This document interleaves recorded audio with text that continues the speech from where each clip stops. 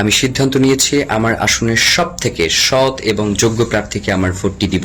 আগামীর বাংলাদেশকে আপনি কেমন দেখতে চান, কোন পর্যায়ে দেখতে চান, তার পুরোটাই নির্ভর করছে আপনার এই ভোট দানের উপর। গণভোটে অবশ্যই হ্যাঁ দিন।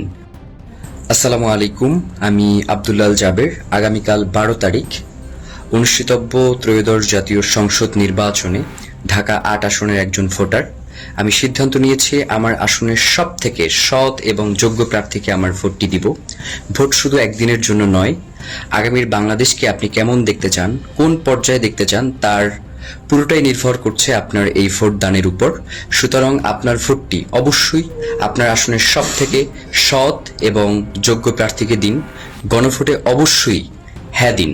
We want justice, justice for Hadi. Bangladesh জিন্দাবাদ, ইনকিলাব জিন্দাবাদ। নির্বাচন মোবারক।